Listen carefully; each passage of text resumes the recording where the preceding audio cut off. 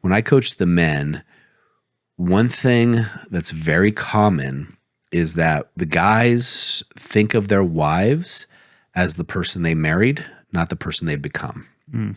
It's human nature. So they forget that their wife has changed her beliefs, maybe. Her interests are probably changed when you married her. And a lot of people just forget that consciously. And they stop getting curious about their partner, and they start making assumptions that they know them to that core level. And we forget to get excited about getting to know that person.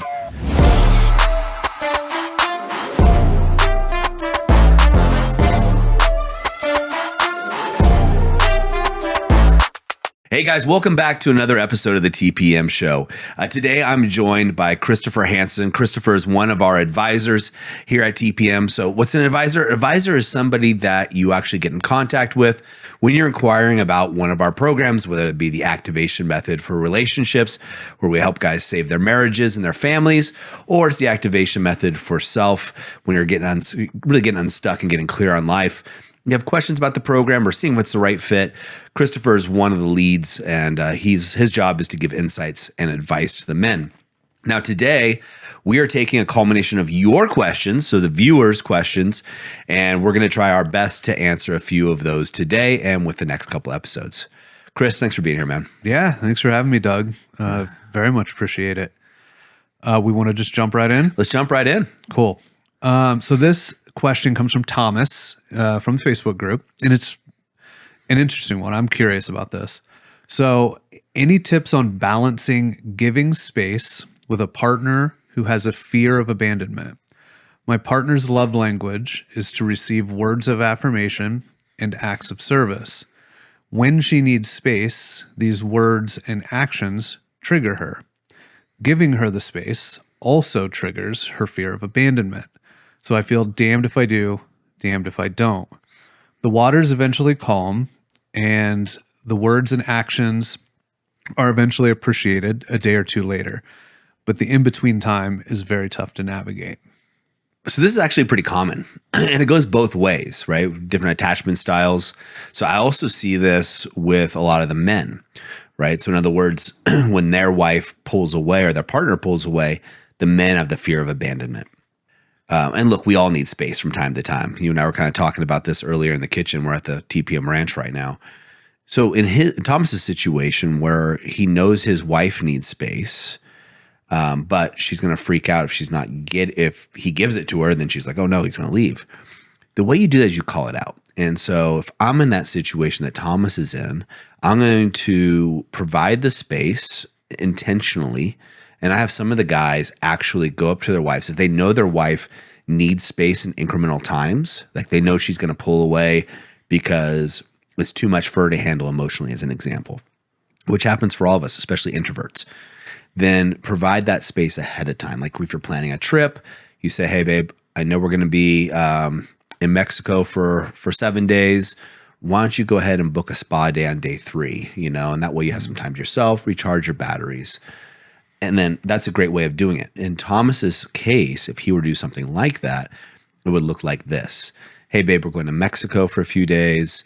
I want to make sure you have the space to recharge your batteries. Just know that I want to be with you and I'm not going anywhere. I also want to make sure that you have the best version of yourself and I have the best version of myself coming through.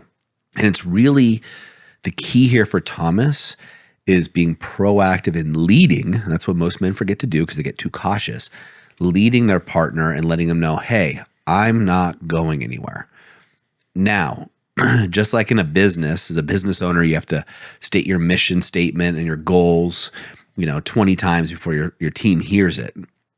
I even mentioned this we just got back from Breckenridge, the retreat, and we went over, my wife and I presented both of us there, the Activated Couple, which is the course that we're coming out with.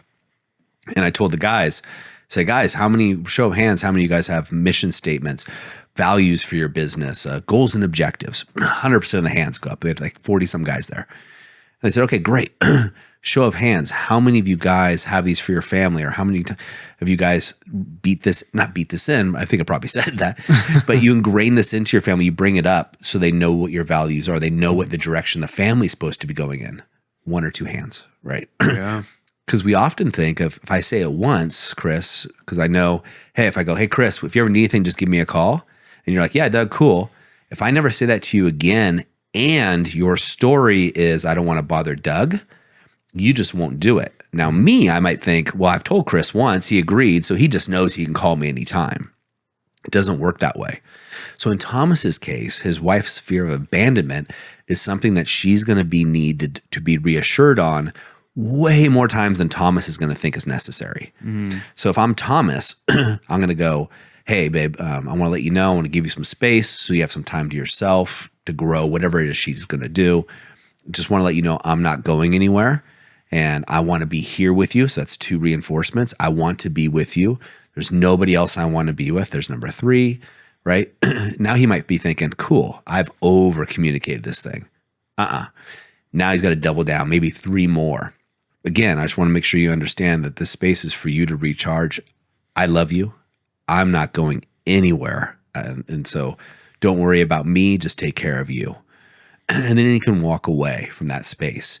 Now, he may, while he's giving her space, also reassure her via text message, email, leave little notes, throughout the house. So again, he's reinforcing that pattern.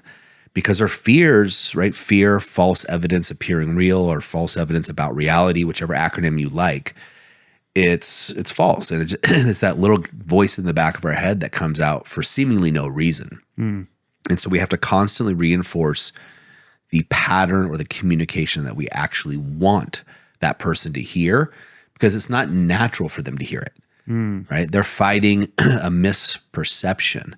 And so that's why Thomas is going to have to keep doing that. And that's going to allow him to give her the space or take his own space, either way, and make sure that she's reassured. Yeah, absolutely. And sending those reassuring messages, that's a technique that I've used a lot. Yeah. Of just not checking in. You don't want to come from a checking in energy, but just a reassurance,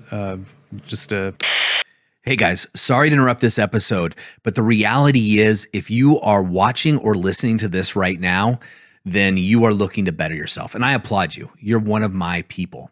And I want to give you the opportunity of taking massive action. So if you haven't joined the activation method yet, it's our flagship program. Do what thousands of other businessmen just like you have done and take action. Be one of the 1%ers that actually does the work and takes action. There'll be a link in the description that'll take you right to a page that'll just give you more information. There is no obligation. Just go check it out and see if it's a good fit for you. All right, let's get back to this episode. I use emojis. Right? Yeah, My wife knows what those emojis mean. And, can only imagine. Yeah. But it is that reassurance. Yeah. Right? And it keeps her in that state of connectivity even when I'm not there. I do it too. I send that little kissing emoji or whatever it is to my wife when I'm away in the morning. And I especially do it at night, right? Because I know for my wife, because I travel a lot. I'm in a lot of very exotic places doing a lot of great things. And usually there's an attractive energy about that, right? So I could see if I'm my wife being worried, like, where's my husband? He's traveling all over the world. He's doing these really exciting things. Are there women involved? What's going on? So I do that as just kind of a check-in, just reassuring, hey, I'm thinking of you. Yep. And that's all she wants to know. She just wants to know that she's actually cared about, that I'm actually, she's actually part of my journey and she's important to me. Yeah, 100%. Yeah. Cool. We want to jump to another? Let's do it. Let's jump to one more. Okay, this is a good one. Yeah. So, what are some good ice-breaking conversation topics to try and start non-mundane conversations with an emotionally distant and emotionally closed-off spouse? Trying to break down the walls, and I'm working on rebuilding emotional safety with my wife. This is great for so many reasons. And instead of just giving like a list of questions to ask, one of the things that I encourage all the guys do is to get more curious about their partner. I'm a guy, so you're running a business. So I have it on my project management software, which is teamwork that we use in the company. I have it to check, I think it's set every 2 weeks to a month, check what books my wife is reading, right? So I actually go and I ask her about it. I don't go snooping through her stuff or anything. And that gives me stimulating questions to ask. I'll use ChatGPT or something to summarize the book because I probably am not interested in that subject. Maybe I am. And that gives me something that I know is interesting and interested to her for me to talk about with her. And that breaks the mundane. In fact, the one I always like to bring up because I think it's fun is there's a group of women here in this area that get together for the women's book club. And their husbands and I always joke about it because, they're drinking wine, they're having fun. Well, I noticed 3 books in a row they were reading. The titles don't seem like it, but when you look at the substance of the book, it's basically erotica, right? Oh, really? There's like women fantasy books, if you will. Yeah. But they're also very prestigious. They're well written. They're very, mature for the audience, but they're love stories. It's not really erotica, but they're like the new versions of those romance novels you used to see in the grocery store, right? Yeah. So I started noticing they're reading those. So, that's interesting. So what are these women thinking about, talking about? What are the storylines? And can I bring that into my marriage? Can I turn that into some fun for Erin and I, my wife and I? And that brings really interesting conversations up that can turn into intimacy, can turn into a lot of things. My wife also coaches women. She teaches women how to get into their femininity. So I'll ask her questions about those. Hey, what are you learning? So I can pass it on to the guys. So I'm showing curiosity, and I'll look at other things in her life. We have put together a cheat sheet on how to plan the perfect date night. If someone listening to this can email in vip@thepowerfulman.com, just type in date night, and one of the other advisors will send you this PDF for free. And in there, I think we have 20 icebreaker questions. That's why I'm bringing that up. Yeah. So there's 20 of those during the date night. And if you have to go to the bathroom and then pull them up on your phone, and come back to the table with 3 or 4 of them, they're very open-ended questions that should serve as a dialogue, so they're not mundane, and you can actually talk to somebody and get to know them. And I'll leave it on this, Chris, is when I coach the men, and I've had the privilege of coaching thousands at this point, when I coach the men, one thing that's very common is that the guys think of their wives as the person they married, not the person they've become. It's human nature. So they forget that their wife has changed her beliefs, maybe. I'm not saying religious beliefs per se, but maybe. But she's changed probably some of her values, not the core values, but things that's important to her. Her interests are probably changed. When you married her, she's probably interested in one thing. Fast forward 5, 10, 20 years, those interests have changed just as yours have. And a lot of people just forget that consciously. And they stop getting curious about their partner, and they start making assumptions that they know them to that core level. And I mean, you and I know this with our partners, right? They're always changing. There's new interests coming involved. And we forget to get excited about getting to know that person.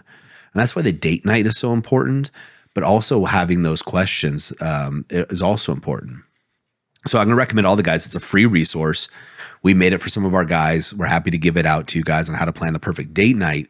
Again, just email vip@thepowerfulman.com, ask for the date night ebook, and we'll just send it over to you, and use those 20 icebreaker questions to bring that out of your partner and start having great conversations. Yeah. Yeah, I agree. I think the cheat sheet's a fantastic resource, and very easy for us to get into somebody's hands, and just to bring it back to curiosity. I mean, to me, that transcends the relationship. That's life. Like if you can start to come at reality and at life from a place of curiosity, your world will beautifully unfold in front of you, and as will your connection to your wife. And yeah, I love that. 100%. It opens things up.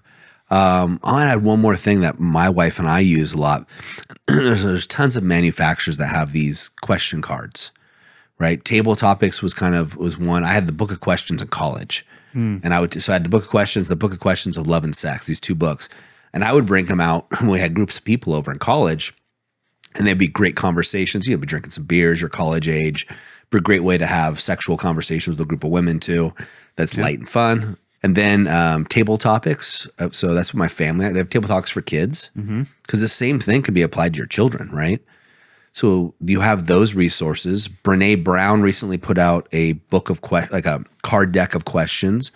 My wife bought that for me, so I take that as a pretty good hint that she wants to go through those. Yeah. There's tons of them that are out there, so you can get these cards to go as well. And what we used to do, we don't do it right now, is we put them on our kitchen table, or dining room table, excuse me. And so during dinner or something like that, we could open the question, pull one card, kid appropriate, of course, for my kids. My kids are young.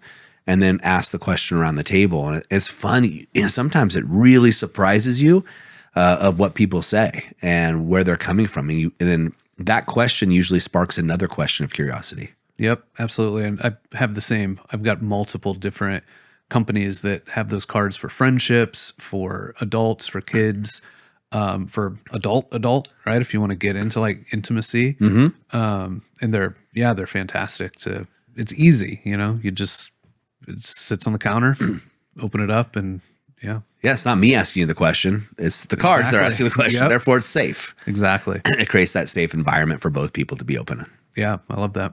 Awesome, man. Well, thanks as always for being here. I love these questions. Gentlemen, if you have questions, go ahead and email those into VIP@thepowerfulman.com. Chris and the team, they really culminate these. They put them on, and we're going to try our best to answer as many questions as we possibly can. They're fun for me because I don't do any prep for these. So Chris just fires them at me, and so you're getting it directly from me. Apologies about the cold, but I'm doing the best to work through those. But as I always say, guys, in the moment of insight, take massive action. It's not just a tagline. I really want you guys to do that and just get something out of this thing we call life. You deserve more than average. Remember, I'm always in your corner. See you next time on the TPM Show.